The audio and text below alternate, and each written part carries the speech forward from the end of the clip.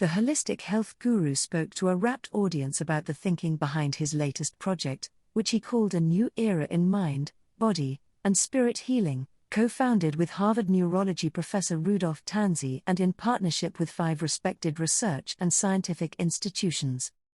The initiative's first phase involves studying 100 individuals for biological transformation, specifically on the genetic level, after they've followed a consciously positive lifestyle, including things like exercise, a healthy diet, meditation, and other consciousness-driven practices.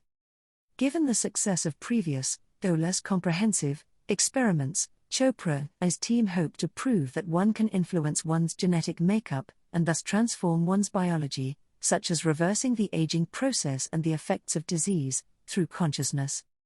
In this video, Deepak Chopra gives powerful insight on consciousness. But today, today if you go to places like Sedona or all the people that you interview, there is a lot of so-called channeling, right? Exactly. And so what are people channeling? They're channeling something from, we would say, the matrix.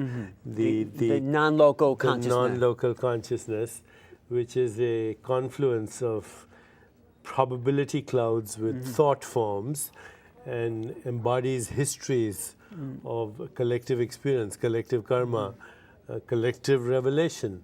So, these days we know about it a lot more than we did then. A human nervous system, when it's in a state of innocence and purity, can do that, obviously. I think the time has come to get over our psychosis and stop trying to solve a problem at the level of consciousness at which it was created. That's right. Because that's what you keep doing over and over and over again. So and what's the problem? The problem is war, this my land, this your land, and how do we get to the next level?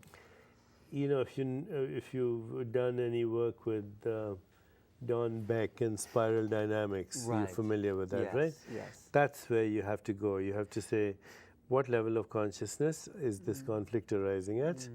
What level of consciousness do we move up to? And when you move up to a new level of consciousness, there's diminution of the tension that arose from the last level of consciousness. So, instead of saying Arabs and Jews, let's say Semites. Okay, they're both Semites, right? Right. Let's say cousins. Let's say same father. Let's see the universal principles that actually unite them.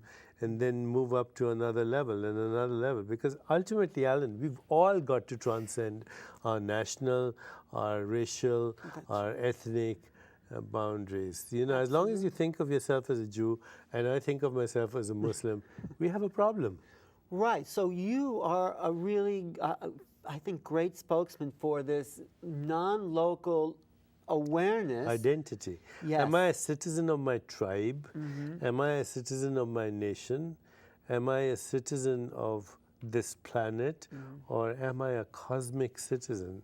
I need to, aham brahmasmi, I need to get to that level where I can see that I'm a citizen of the cosmos. That's the level we have to pull the whole planet to.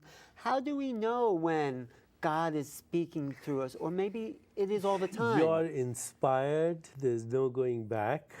It's like a child that is born, cannot return to the womb, and you not only change yourself, you transform other people, and you move in the direction of truth, goodness, beauty, harmony, evolution, love, compassion, kindness, joy, equanimity, peace of mind.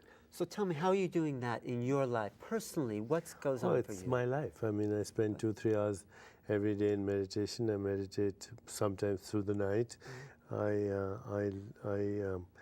visit these people in my consciousness. I'm now going to do a book called When God Spoke, not the one with Malad Noy, who's Stephen Hawking's co-author. That's a science book. Right. But I'm doing a book about when God spoke. So I'm looking at every saint in the Western and Eastern tradition, from St. John of the Cross, so St.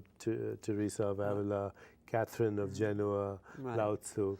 I'm going to visit their consciousness and speak through them. Well, even Amachi, sure. Have you met her? I've had very good experience. There's divine consciousness, but actually through every artist, there's a divine There's inspiration. a particular frequency domain of the divine, sure. There is actually through everything we say, like where's the divine not speaking, is what Rumi would say, right? There's nothing other than God.